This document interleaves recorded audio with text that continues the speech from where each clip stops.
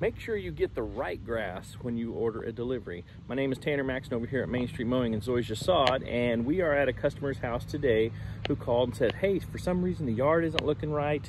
The neighbors got an install from you and it looks a lot better. Come out and identify what the problem is. We got lots of weeds and stuff ain't going right. So we installed this lawn a couple of months back, and as you can see, these squares are still slow growing and lots of weeds are fighting their way back in, and usually zoysia grass is going to choke this out a lot better.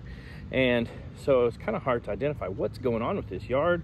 Why is it not growing fast like Zeon Zoysia usually does? And it turns out we took a sample and brought it to our supplier, and it looks like we actually got Trinity Zoysia delivered by mistake. So even though all the grass is growing, it all rooted in, we don't have any dead spots, the grass is the wrong grass. So we're gonna rip it all out and put in the right grass today. You know, sometimes crazy stuff happens, and when it does, you gotta just stand up and do the right thing and rip out a new lawn. So check this out over here. You can kind of see the difference. We had we were short on this yard, so we had to bring out like 15 squares to finish out the job. And this is the correct grass over here. This is Zeon Zoysia, and you can see the quality difference between the Trinity Zoysia, which is like a dwarf kind of zoysia grass, and then the Zeon Zoysia. This is why we love Zeon Zoysia, because it's a bad to the bone, easy to take care of, good looking lawn. You can see there's no weeds in that part, right? And then you go to the Trinity and it looks like that. Now Trinity is not necessarily a horrible turf. It's an okay turf, but it definitely should be mowed with a reel mower. You do a lot of different things to it, and we like Zeon better because it's easier to make it look like that.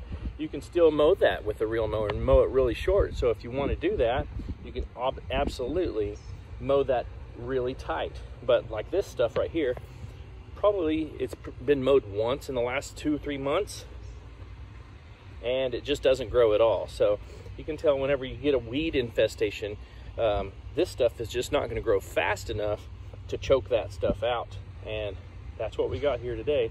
The Zeon is healthy, and that's why we love it.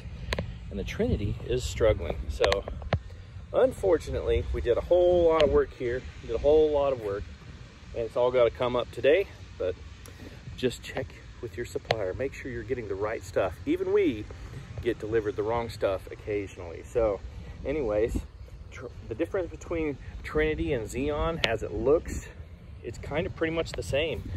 Let me get you a close-up look here.